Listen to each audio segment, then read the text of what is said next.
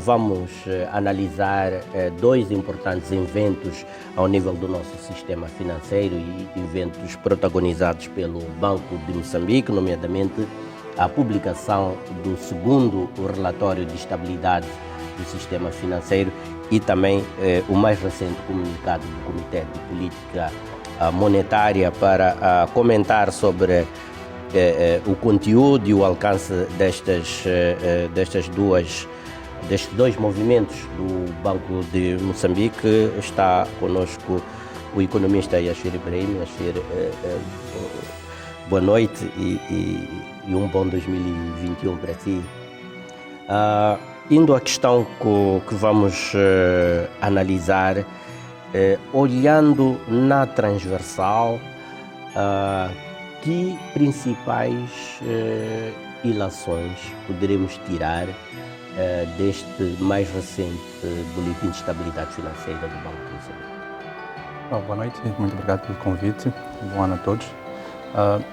O Boletim de Estabilidade Financeira publicado no final de dezembro pelo Banco de Moçambique traz alguma informação relativamente à saúde do sistema financeiro nacional e algumas cautelas que o Banco Central coloca neste relatório.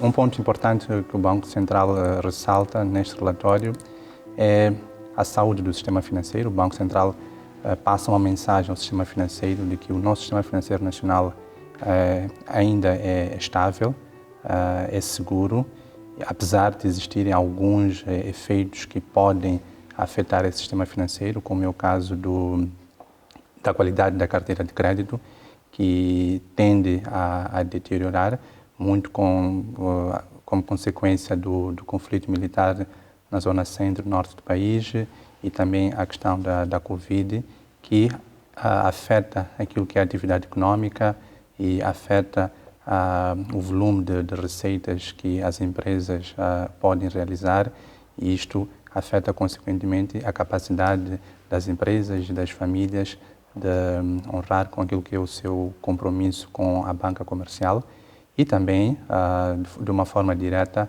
afeta o próprio Estado na capacidade de mobilização e de captação de receitas fiscais, e todos esses elementos conjugados tornam o sistema financeiro atento às variações que podem ocorrer, a possível agravamento deste cenário. Como nós sabemos que o sistema financeiro faz esta ponte entre os poupadores e os credores, não é? Então, os poupadores, nesse caso, a deteriorar-se a qualidade de crédito no sistema financeiro, podem estar a entrar num certo risco naquilo que são as suas finanças. Na sua opinião, olhando para esta informação, acha que o sistema financeiro moçambicano está bom e recomenda-se, ou está bom e não se recomenda? Portanto, numa perspectiva de médio e longo prazo, o que é que poderemos, com base nestes dados tornados públicos, poderemos dizer sobre o nosso sistema financeiro? Bem, neste momento eu penso que não há necessariamente algum alarme no nosso sistema financeiro. O Banco Central, nos últimos 4, 5 anos, tem estado a fazer um trabalho muito interessante do ponto de vista de garantir a estabilidade do sistema financeiro. Embora que alguns instrumentos que o Banco Central esteja a usar para garantir essa estabilidade do sistema financeiro aumentem aquilo que é a exclusão financeira. Porque, se for a reparar, o Banco Central tem estado a aumentar aquilo que é a sua supervisão bancária, a aumentar os critérios de solvabilidade do sistema financeiro nacional. Isso significa que a banca comercial deve acumular capital para poder funcionar no nosso mercado financeiro como uma forma de estabilidade das poupanças das famílias e das empresas. Do ponto de vista de recomendação, penso que neste momento os bancos comerciais têm liquidez e penso que até têm excesso de liquidez, e isso dá algum conforto ao sistema financeiro. Agora, um dos riscos que o próprio Banco Central também tem estado a alertar é o risco sistêmico, a concentração da banca comercial em 3, 4 maiores bancos, E também, outra parte do risco sistêmico é a exposição que a nossa banca comercial tem em relação à dívida interna, neste caso a dívida contraída pelo Estado no sistema financeiro nacional. E isto, em parte, representa algum risco, porque a haver alguma incapacidade de mobilização de receitas fiscais pelo Estado, nós teremos um Estado a continuamente a recorrer ao mercado financeiro nacional para emitir dívida pública interna, e isso pode aumentar o grau de exposição e risco no sistema financeiro nacional. Este é um lado. Depois, o outro lado do risco sistêmico é o agravamento do crédito mal parado. Se olharmos para a situação financeira das empresas e das famílias, isso também pode, em algum momento, agravar a deterioração da qualidade de crédito. Mas, neste momento, podemos dizer que o Banco Central está atento ao sistema financeiro nacional, tem estado a intervir prontamente para garantir essa estabilidade, porque temos um Banco Central que é extremamente conservador e que tem um foco central também na estabilidade do sistema financeiro nacional. Bem, uma das questões que parece paradoxal é que o nosso sistema bancário, no setor bancário, continua a crescer, continua sólido, continua, digamos assim, com os principais indicadores de gestão do sistema bancário controlados. No entanto, a contribuição do setor bancário para o financiamento da economia no geral, sobretudo o setor real da economia, não está a evoluir a esse ritmo. Portanto, o financiamento da banca ao setor real da economia não tem estado assim a níveis que podemos considerar satisfatórios. O que é que explica esta situação? Aonde é que o nosso sistema bancário está a aplicar os seus recursos? Sim. Se for a ver, primeiro temos que ter em conta que os bancos comerciais são empresas que têm como foco no mercado gerar lucros. Né? Tem acionistas do banco que, no fim do exercício econômico, pretendem realizar lucros. E isso faz com que o banco tenha em mente que deve fazer a melhor aplicação ou a aplicação ótima dos seus ativos na rentabilidade dos mesmos. Então, olhando para o nosso mercado nacional, no nosso mercado nacional, o nível de rentabilidade da atividade econômica é extremamente baixo. Nós temos um mercado relativamente pequeno, temos um poder de compra no nosso mercado ainda em fase de crescimento e temos muitas empresas que não realizam lucros, algumas até acumulam prejuízos sucessivos e nem sequer têm a capacidade de investir e de reinvestir. E a banca comercial olha para essas dinâmicas do mercado nacional e faz uma escolha de onde aplicar os seus ativos. E, por outro lado, nós temos uma outra atuação dentro do nosso mercado nacional, que é o Estado. Então, o nosso Estado precisa de financiamento, precisa de se financiar para pagar a sua despesa e também para algum investimento público.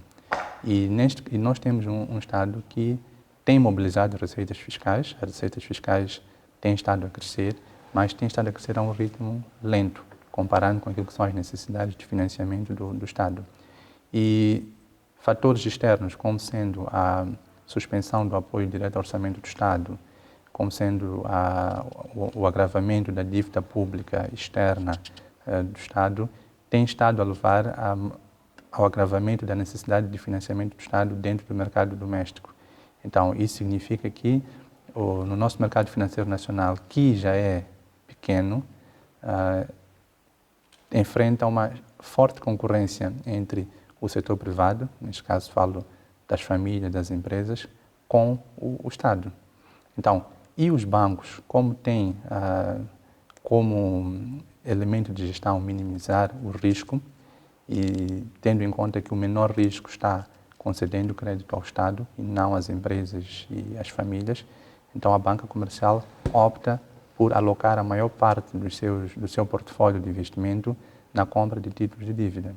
Mas isto não causa nenhuma distorção econômica? Causa porque, por um lado, temos o setor real da economia a absorver uma menor fatia de recursos financeiros e nós sabemos que o setor real necessita de fluxos contínuos e elevados de financiamento, quer para a diversificação do investimento e quer também para alimentar o consumo e aquisição de bens duráveis pelas famílias.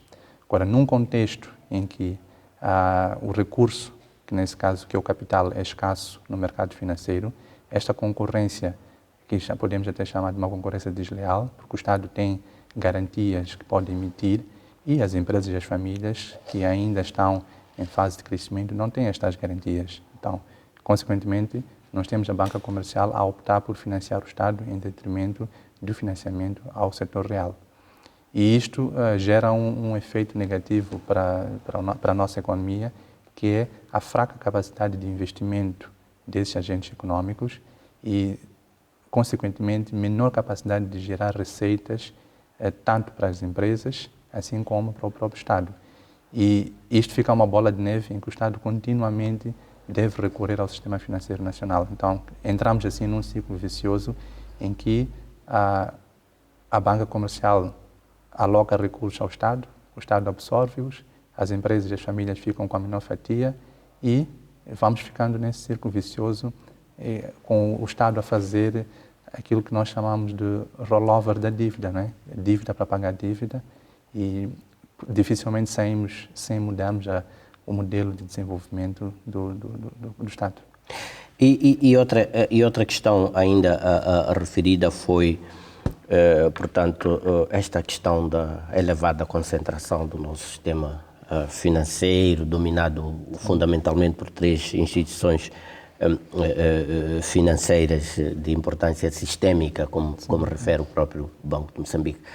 Até que ponto esta concentração é um risco para o nosso sistema financeiro? E eu acrescento mais um elemento. Sim. Até que ponto isto inibe a competitividade do nosso sistema financeiro, que poderia se refletir, em última instância, em produtos mais acessíveis do ponto de vista do seu custo para o consumidor final, para as empresas e para as famílias? Bem, a concentração de serviços, em alguns momentos, é um elemento de risco, não é? Era interessante se nós tivéssemos um sistema financeiro diversificado, mas no nosso caso nós temos uma concentração no nosso sistema financeiro. E esta concentração no sistema financeiro tem imediatamente um impacto que é os maiores poupadores do nosso sistema financeiro alocam os recursos nesses bancos, porque esses bancos conseguem ter os níveis de rastros de solvabilidade exigidos pelo Banco Central, tanto do ponto de vista de capitais próprios, assim como do ponto de vista de mobilização de depósitos.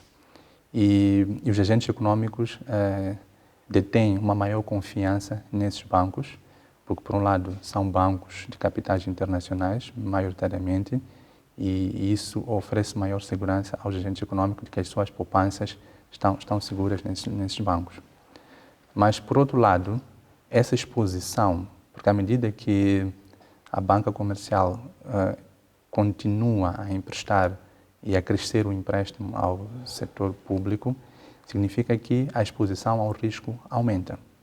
E nós sabemos que, do ponto de vista de mobilização de receitas fiscais, o Estado tem uma capacidade reduzida de mobilização de receitas fiscais e tem alguns pressupostos de que vai conseguir mobilizar receitas, pressupostos esses que em algum momento não são totalmente realistas, não é? Por exemplo, o Estado nesse momento tem estado a agravar o seu endividamento público na expectativa de obter receitas futuras com a exploração do petróleo e gás e outros recursos no nosso país. E nós temos estado a assistir que a economia extrativa não é a solução para o desenvolvimento e para a mobilização efetiva de receitas, porque elas oscilam, são voláteis e têm aquilo que são os seus riscos. E esses projetos já não acontecerem na forma como estão a ser perspectivados, pode gerar alguma dificuldade do Estado de pagar, honrar com o serviço da dívida. A partir do momento que nós tivermos um adiamento no pagamento no serviço da dívida, então ficamos com uma bola que vai circulando e o Estado vai continuamente adiando o pagamento da dívida ou vai emitindo novas dívidas para pagar dívidas, e isso pode gerar alguma incapacidade do nosso sistema financeiro nacional prover recursos para os tais poupadores que aplicaram as suas poupanças, entre outros. Então, o sistema financeiro deve tentar minimizar esses riscos e diversificando a sua carteira de investimento, alocando parte dos recursos que vão para a compra de títulos de dívida para outros setores da economia.